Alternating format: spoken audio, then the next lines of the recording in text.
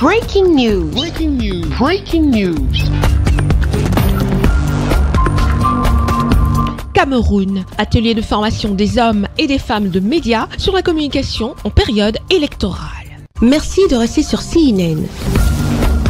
Breaking news. Breaking news.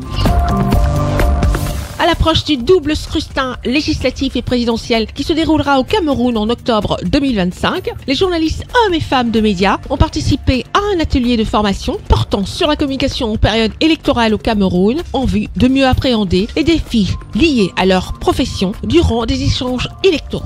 Cet atelier organisé par l'ONG Un Monde à Venir a connu la participation du docteur Hilaire Kamga, enseignant-chercheur, de monsieur Gustave Zébazé, journaliste et juriste, ainsi que la présence massive des hommes et des femmes de médias de la région du littoral et de ses alentours. Les modules de formation étaient essentiellement portés sur les thèmes tels que médias et élections, comprendre les notions d'élection, juste et transparente pour une couverture médiatique équitable, mais aussi de la question de la collecte et du traitement de l'information sûre et crédible en période électorale.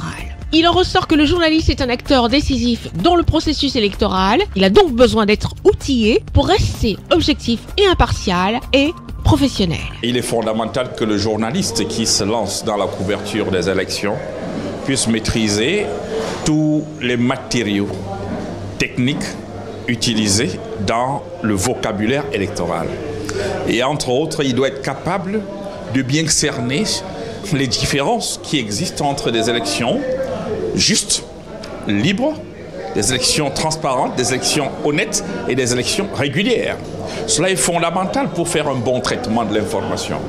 Il doit pouvoir savoir ce que c'est que publier des résultats et proclamer des résultats. Tout cela est important pour qu'il puisse faire son travail de journaliste tout à fait paisiblement. Les journalistes en période électorale doivent avoir des objectifs pédagogiques et des principes éthiques et déontologiques. L'idée pour l'organisation qui m'a consulté pour concevoir les modules, c'était de dire comment on fait pour outiller les journalistes professionnels, ou pour aider les journalistes professionnels à revisiter les instruments, les outils que les chartes et codes déontologiques leur donnent pour faire une couverture professionnelle hors de toute manipulation et des informations à l'occasion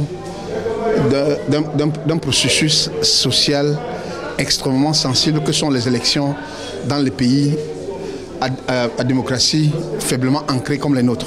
Il a également été question au cours de cet atelier de formation des hommes et des femmes de médias en période électorale de présenter leurs difficultés rencontrées pendant l'exercice de leurs fonctions, mais aussi le partage d'expériences d'ici ou d'ailleurs. Nous savons que les élections présidentielles approchent à grands pas. 2025 n'est pas loin.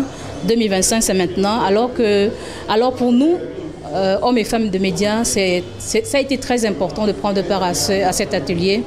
Et c'était également pour nous de faire des plaidoyers à l'endroit des autorités pour une prise de considération des journalistes sur le terrain, parce que majoritairement nous sommes marginalisés et en tant que femmes, nous constatons que de plus en plus les jeunes dames, les consoeurs journalistes ne s'en vont pas sur le terrain pour pouvoir réellement exercer leur métier, vu les aléas de ce terrain. Malgré les défis liés globalement à l'environnement institutionnel et politique, les journalistes institutionnels et politiques doivent se comporter comme des soldats de performance sociale et institutionnelle.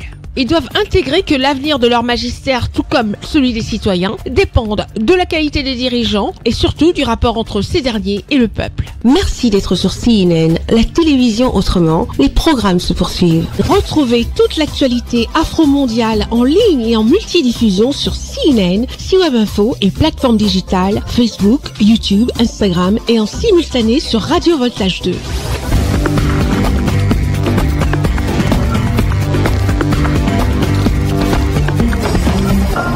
Breaking news. Breaking news. Sur CNN.